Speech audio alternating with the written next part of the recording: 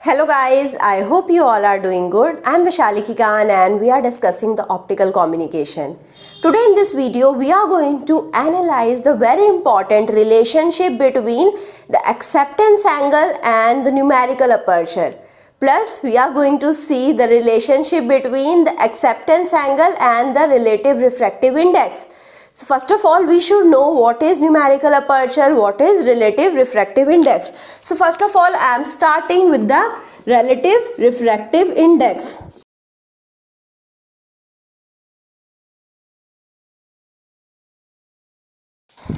Right, so the relative refractive index can be found out with the formula. I am writing it with delta. So it can be found out with the formula n1 square minus n2 square upon 2n1 square. So where n1 is the refractive index of the core, n2 is the refractive index of the cladding, where refractive index is given by the formula. Refractive index is n1 or n2, so it is given by the formula speed of light in the free space divided by the speed of light in the transparent medium itself. So this is the formula for refractive index, this is the formula for relative refractive index. If somehow I have n1 and n2 to be similar, or I have very less difference between both of them, or I can say the difference between the refractive index of core and cladding is not varying much. So now in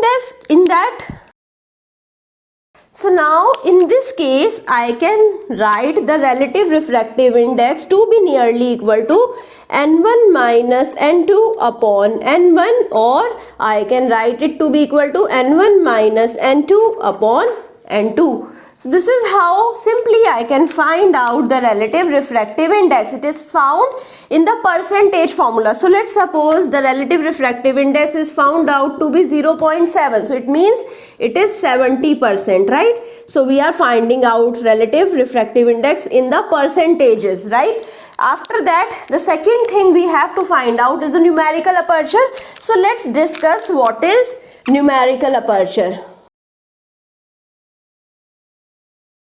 So we should understand what is numerical aperture first. So numerical aperture is also given by NA, and what is the formula for the numerical aperture? Numerical aperture is given by under root n1 square minus n2 square. So this is a very simple formula for the numerical aperture. So now here also I have n1 square minus n2 square. So how I can write? I can rearrange it. I can write n1 square minus n2 square to be equal to, so this 2n1 square can go this side, so 2n1 square into delta. So under root, if I take the under root of both of the sides, I can write under root n1 square minus n2 square will be equal to under root 2n1 square into delta. So under root n1 square minus n2 square is the numerical aperture. So we can have the relationship between the numerical aperture and the relative refractive index as well. So it is n1, because it is n1 square, I can take it outside, and in the under root I have 2 of delta, where delta is the relative refractive index, and this is my numerical aperture. So this is how I can find out the relationship between numerical aperture and the relative refractive index. Okay, so now we are moving towards the aperture area. So for that I have the structure of the optical fiber. In the center we have axis of the core, right? So if I have any incident ray, so let's suppose this is my incident ray which is making an angle θ1, right? So now when it is reaching to the input of the core, it will be moving towards the normal, right? So here we have optically rarer medium, here we have optically denser medium, it is going to move towards the normal. So here I will be having the angle θ2. So here also we have a normal. So this is the normal that we have, and here I will be having angle phi, right? So as soon as it reach here, it is going to get totally internally reflected, and this is how my light ray would be moving. So now I hope you understood the basic geometry. Let's suppose this is the point O, this is the point A, this is the point B. So let's analyze the triangle OAB over here. Right, in the triangle OAB, I can say we have the first angle, that is theta 2, the second angle is phi, plus the third angle is 90 degree, or I can represent it as pi by 2.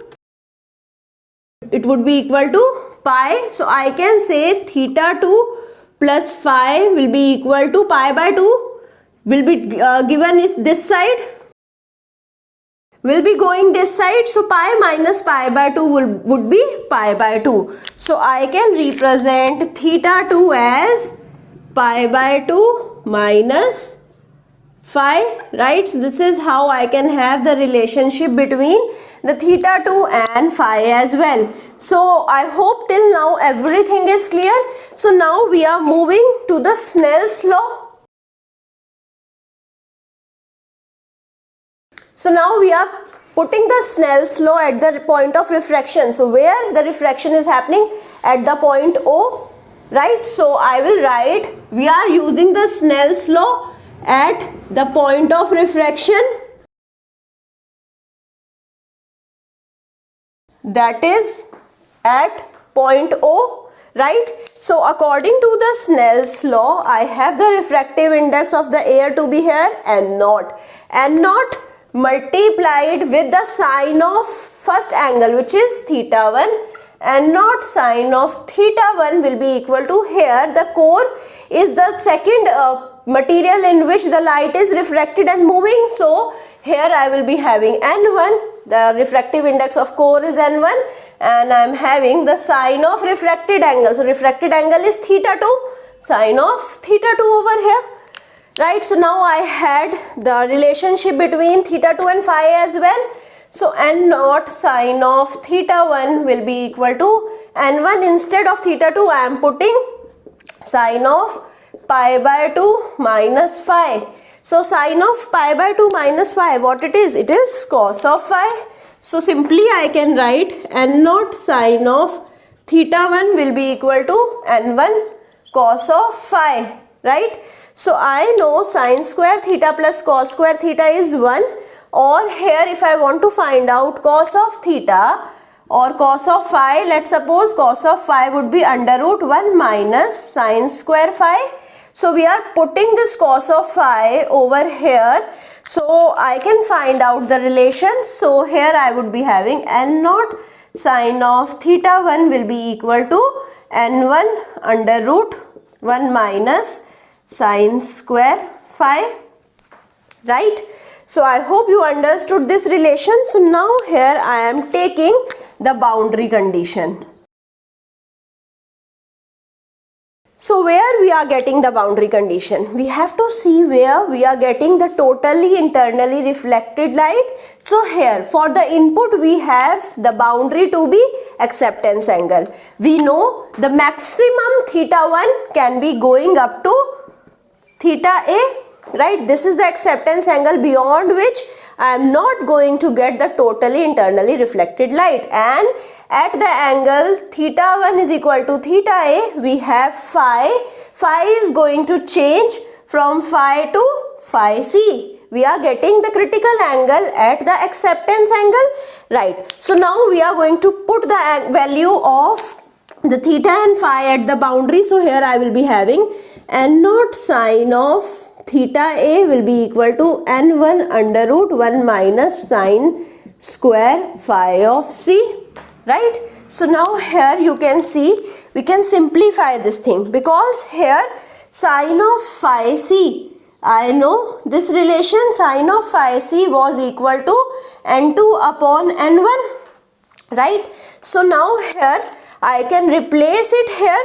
Sine square phi C would be equal to N square N2 square upon N1 square. So I can represent it as N0 sine theta A will be equal to N1 under root 1 minus n2 square upon n1 square. So how I can simplify it? I can write it as under root n1 square.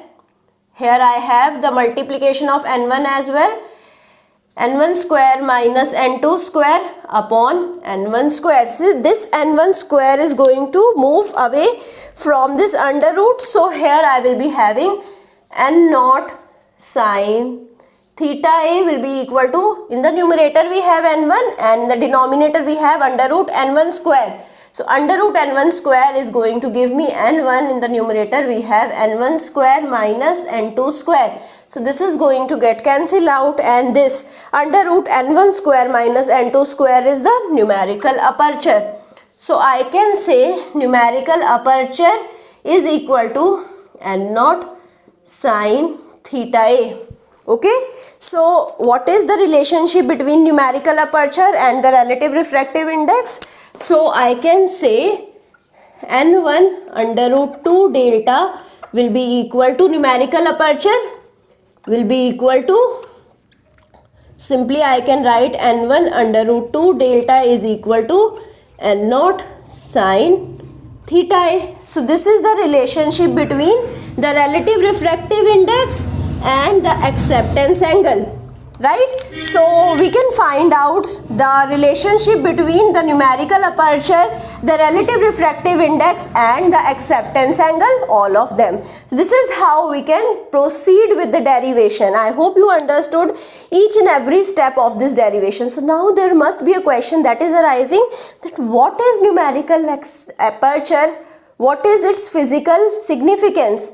The numerical aperture is actually the light capturing capacity. So it is used to find out how one material can be acted as a good sensor or the absorber or the capturing of the light as well. So now here I hope you understood what is numerical aperture significance. It is denoting me the light capturing capacity.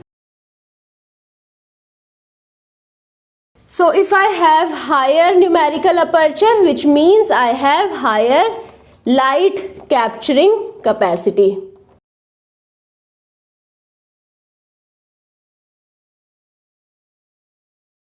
I hope you understood each and everything about the relative refractive index, about the numerical aperture and the full derivation in detail. It's a very simple derivation. I hope you understood each and everything. If you still have any kind of doubt, you can put the doubt in the comment and I am going to revert as soon as possible. I hope you like this session. If you like it, please push the like button, subscribe to the channel and also do share it with your friends. Please give me your valuable feedback also. Thank you so much.